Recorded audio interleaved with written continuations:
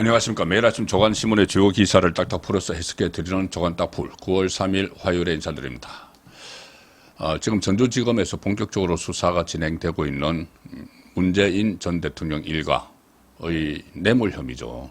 원래 이 사건은 전주지검에 고발이 된 지 한 4년이 됐는데 전혀 수사를 하지 않고 있다가 지금 서울중앙지검장인 이창수 검사장이 작년 9월에 부임하고 나서 본격적으로 수사를 시작을 했습니다.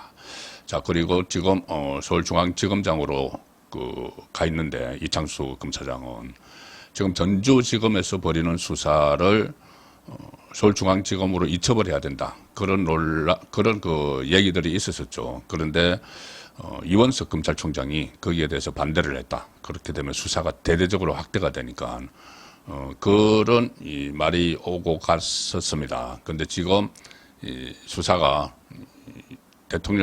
전직 대통령 일가 모두에게 지금 번지고 있고 또 관련자들도 계속 다시 소환을 해야 되기 때문에 서울중앙지검으로 다시 옮기자. 자, 이런 얘기가 나오고 있습니다. 이원석 검찰총장이 며칠 있으면 퇴임을 하죠. 그래서 새로운 검찰총장, 심우정 검찰총장 체제가 들었으면 전격적으로 사건이 처음이 이루어질 수도 있다는 말이 나오고 그렇게 되면은 소환 일정 같은 것도 본격적으로 조율이 되겠죠. 문재인 부부 그리고 문다혜 씨. 자, 일단 동아일보 6면 기사입니다. 뇌물 의혹, 중앙지검 이송 가능성, 뇌물 수수 피의자로 이 수사가 확대되고 있죠. 지금 문재인에 대해서. 그래서 특별수사 인력이 포진한 중앙지검이 거론되고 있다. 전주지검에서 서울중앙지검으로 이송할 가능성, 특히 새 검찰총장이 부임하면 전격적으로 이송될 가능성이 있다. 지금 현재로서는 검찰이 그런 계획 없다고 이야기를 하고 있습니다. 이 사건의 규모와 성격을 고려해서 서울중앙지검이 사건을 이송받아 수사하는 방안이 거론이 되고 있다. 전직 대통령 일가에 대한 수사로 지금 확대가 되고 있죠. 그래서 전국 최대 규모의 검찰청, 그리고 특별수사 전문 인력들이 많이 포진해 있는 서울중앙지검이 수사하는 게 적절하다. 이런 이야기가 나오고 있습니다. 그리고 또 서울중앙지검은 여러 가지 다른 사건도 맡고 있습니다. 문재인과 관련된. 예를 들어서 울산시장 선거 부정개입 의혹 사건. 이것 역시 서울중앙지검에서 재기 수사를 하고 있죠. 일단락됐다가 임종석과 조국을 상대로 재기 수사를 하고 이것 역시 몸통은 문재인이죠. 자, 그리고 또 서울중앙지검에서는 김정숙 씨와 관련한 여러 가지 수사를 하고 있습니다. 타지마을 감봉권, 특활비 이런 것들. 그래서 김정숙 씨도 소환을 해야 되는데 그러면 서울중앙지검에서 한 번 소환을 해서 여러 가지 다 이제 추궁을 할 수 있는 그런 필요성도 있는 것이죠. 5월 달에 이미 서울중앙지검 이송이 한번 거론이 됐죠. 이 사건을 수사하던 이창수 전주지검장과 이성학 형사삼부장이 각각 서울중앙지검장 그리고 반부패 수사 3부장으로 옮기면서 거론이 됐지만 결국은 없던 일이 됐습니다. 그런데 이런 것은 전례도 있죠. 조금 전에 말씀드린 울산지검이 수사하던 울산시장 선거 개입 의혹 사건이 서울중앙지검으로 이송이 된 그런 사례도 있습니다. 지금 수사가 확대되는 가운데 이제 소환 문제가 이슈로 부각을 하고 있습니다. 자, 중앙일보 이면 기사입니다. 추석 뒤 딸 소환, 문재인 부부도 조사 불가피. 검찰이 가족 현금 흐름을 조사를 하고 있는데 김정숙 씨가 지인을 통해서 딸에게 5천만 원을 줬다. 자, 그것은 조선일보가 단독 보도를 했던 내용이죠. 문다혜를 추석 연휴 직후 소환하는 방안을 검찰이 검토를 하고 있다.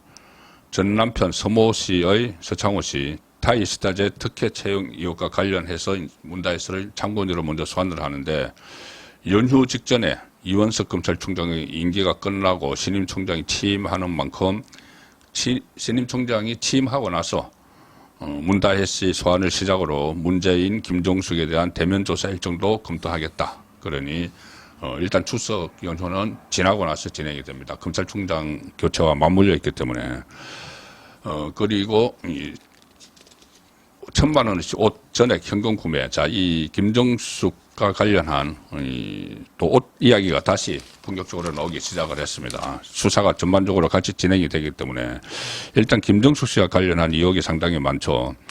2020년 문다혜에게 친구를 통해서 현금 5천만 원을 송금하는 등 딸과의 금전 거래 정황이 나타나고 계속 나타나고 있으니 송금을 한 목적이나 자금 출처 등에 관한 조사가 필요하다고 검찰은 보고 있고, 전주지검은 이 5천만 원을 친구를 통해서 문다혜에게 어떻게 보냈는지를 금융정보 분석은 자료 그리고 계좌 추적을 통해서 그것을 파악을 했다는 이야기입니다.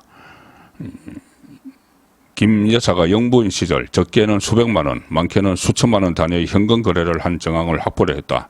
이 중 2020년 김건희 여사가 친구에게 현금 5천만 원을 건넨 뒤에 이 친구가 이 돈을 다시 다혜씨 계좌로 입금한 사실도 FIU 이상거래 자료를 통해 포착했다. 자, 그리고 서울중앙지검은 말씀드린 대로 타지마을 출장 등 김정숙을 둘러싼 의혹 사건 수사에 속도를 내고 있다. 이른바 영부인 이상비 논란의 경우, 자, 옷값 문제가 감봉권 특활비로 옷을 산 의혹이 지금 다시 또 불거지고 있습니다.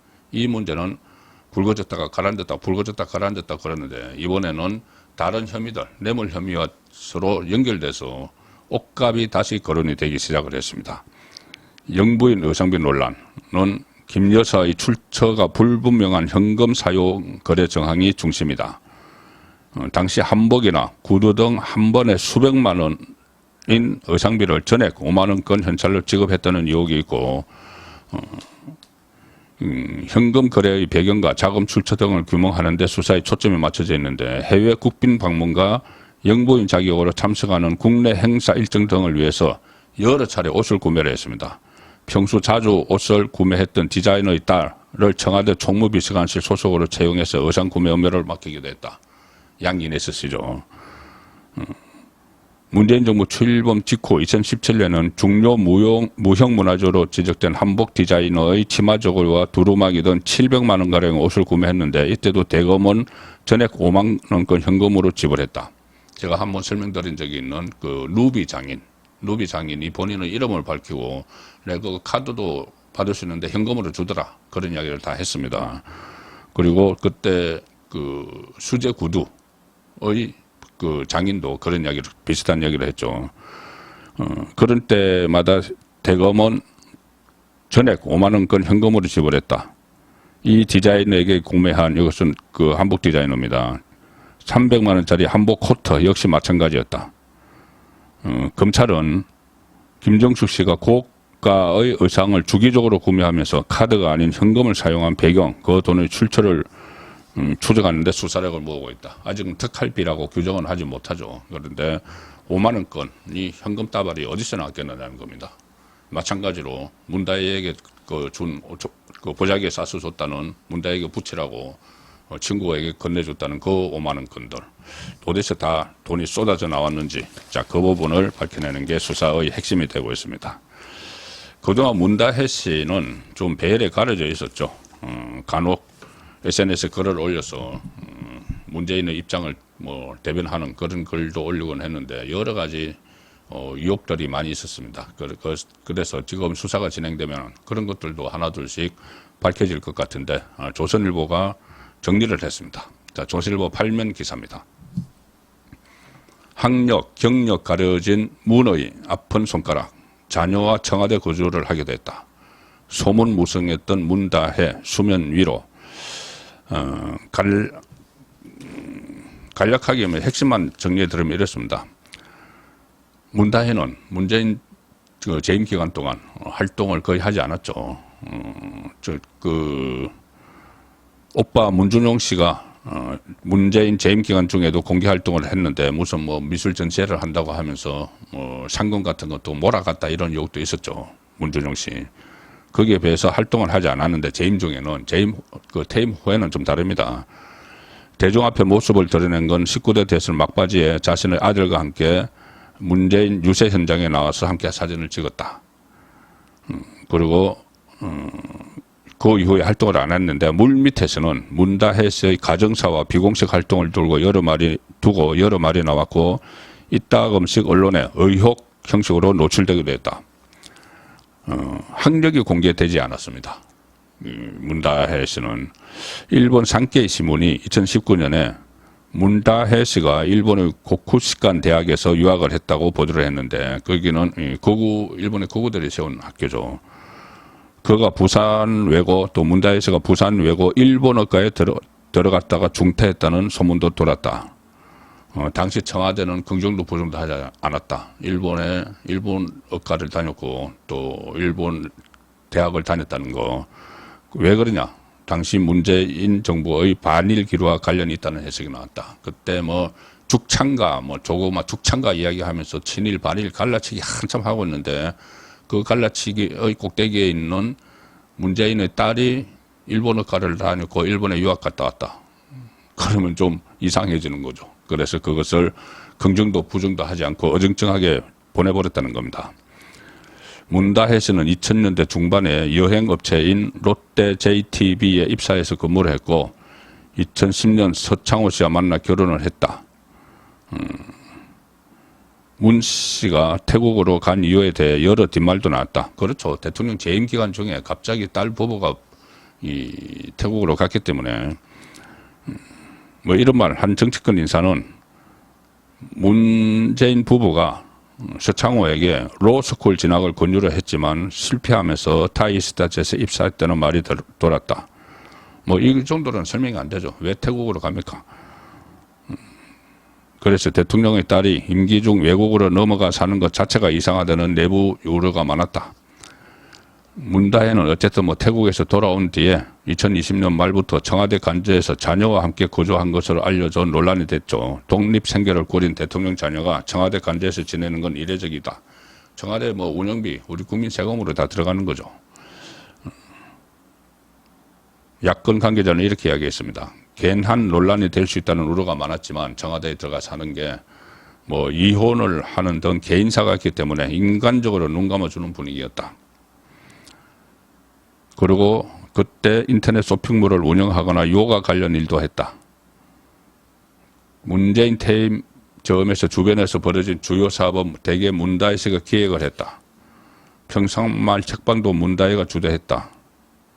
그리고 문재인의 반려견 달력 그런 것도 있었죠. 일종의 굿즈 사업도 대부분 문다혜 씨 손을 거쳤다. 자, 그런 문다혜 씨 이제 수상한 돈거래, 이 청와대 참모들과의 돈거래, 청와대 경호관과의 돈거래, 뭐 이런 것들도 다 밝혀져야 됩니다. 왜 이게 밝혀져야 되냐 하면은 특활비 사용 의혹이 있기 때문에 그러는 겁니다. 예. 뭐 이상직 전 이스타 항공 회장에게서 받은 돈도 실정법적으로 문제가 되지만 이 특활비 사용은 또 다른 어떻게 보면은 이 국민 세금으로 낸 돈을 뭐 개인 돈처럼 펑펑 쓴 거. 김정숙 씨도 마찬가지고 문다혜 씨도 그런 의혹이 있기 때문에 이 부분을 반드시 밝혀내야 되는 겁니다. 자, 어제 22대 국회 개원식이 있었죠. 그게 죄송합니다. 윤석열 대통령은 불참을 했습니다. 윤석열 대통령 불참을 했습니다. 자, 동아일보 일면 톱 기사입니다. 국회 개원식 불참한 대통령, 민주화, 1987년 이후 처음이다. 대통령실은 최악의 국회 정상화가 먼저다. 야당에서는 정상화해야 할 건 윤 대통령이다. 여당 내부에서 참석해서 협치 의지 보였어야 한다. 이런 말도 뭐 나오겠죠, 당연히. 그런데 이 상황에서 오죽하면 대통령이 여기에 불참을 했겠느냐는 생각도 듭니다. 더구나 어제 그러니까 그 전날 당 대표 회담이 있었죠. 한동훈 이재명 대표 회담도 있고 했는데 대통령이 그 다음 날 열린 22대 국회 개원식에 불참을 했습니다. 87년 이후에 처음인데 지금 사실 윤석열 대통령에 대해서 민주당이 탄핵을 사실상 추진을 하고 있죠. 탄핵을 추진을 하고 있고 또 심지어 뭐 김건희 살인자 뭐 이렇게까지 외쳐놓고 전현이 뭐 사과도 한마디 없고 그리고 뭐 탄핵관 뭐 특검법 전부 다 윤석열 정부를 겨냥한 법안들이죠. 자, 그것을 이재명의 방탄을 위해서 밀어붙이는 이 상황. 윤석열 대통령이 그 국정브리핑 기자회견에서 지금 현재 국회를 도저히 이해하지 못하겠다는 이야기를 했죠. 이상한 국회다. 난생 처음 본다. 사실 그렇습니다. 국회 현재 행태가 그런 것이죠. 그래서 대통령 입장에서는 그런 국회 행태, 또 만약에 대통령이 윤석열 대통령이 어제 참석을 했으면은 또 무슨 뭐 고함을 지르고 뭐 피켓 시위하고 또 소동을 벌였겠죠. 그런 모습은 국회도 국민도 원하지 않을 겁니다. 그래서 한 번쯤은 대통령이 그런 불참을 하는 것으로 경고 메시지를 날릴 수 있다. 저는 그렇게 파악을 합니다. 자, 이것도 마찬가지죠. 지금 이게 과연 이 괴담을 하나 퍼뜨리고 있는데 계엄령 괴담입니다. 이게 현실적으로 완전히 불가능한 걸 탄핵의 여러 가지 빌미를 쌓기 위해서 계엄령 괴담을 지금 의도적으로 퍼뜨린다. 그렇게밖에 볼 수 없습니다. 현실적으로 불가능합니다. 자, 그 이유를 조선일보가 설명을 했습니다. 조선일보 육면 기사입니다. 계엄을 유지하려면 불체포 특권 야당 의원 42명을 체포를 해야 된다. 계엄을 유지를 하려면은. 그래서 야당의 윤정권 계엄론 현실에서 가능한가? 자, 그래서 계엄을 놓고 여러 가지 공방이 오고 가고 그 경위는 제가 어제 설명을 드렸습니다. 자, 대통령은 헌법 77조 1항 3항에 따라서 전시나 이에 준하는 국가 비상사태 때 계엄을 선포할 수 있다. 그렇지만 헌법 77조 5항에 따라서 국회 제적위원 과반수 찬성으로 계엄 해제를 요구하면 대통령은 즉시 계엄을 해제해야 됩니다. 현재 민주당을 포함한 범야권은 국회 300석 가운데 192석을 가지고 있죠. 그러면은 바로 계엄 해제를 요구를 할 수 있는데 이재명이 주장은 이겁니다. 이재명 주장하는 것은 윤석열 대통령이 국회의 계엄 해제 요구를 막기 위해서 계엄 해제 이제 과반수가 있으면은 계엄 해제를 요구할 수 있으니까 그거를 막기 위해서 이재명 주장입니다. 42명 이상의 국회의원을 체포, 구금할 가능성이 있다. 192명이니까 42명을 야당 의원 42명을 체포하고 구금해버리면은 과반수가 안 되죠. 그래서 계엄 해제를 못할 것이다. 그렇게 하려고 한다가 이재명의 주장이죠. 그런데 국회의원은 헌법 44조에 따라서 불체포 특권이 있죠. 그래서 국회에서 체포동의안이 통과돼야 체포 구금을 할 수가 있습니다. 체포동의안 통과도 과반 의석을 민주당이 차지하고 있기 때문에 민주당이 다 결정권 갖고 있다. 그래서 자기 동료 의원들 만약에 체포 구금해서 계엄령 그러면은 체포동의안 통과돼야 되는데 그 전부 다 부결시키겠죠. 그런 상황에서 무슨 이 계엄령이냐는 이야기인데 그러니까 민주당 김민석이 또 이런 이야기를 합니다. 어제 김용현 국방부 장관 후보자 인사청문회가 있었는데 국회의원을 각종 현행범으로 몰아서 국회 체포동의 없이 체포할 수도 있다.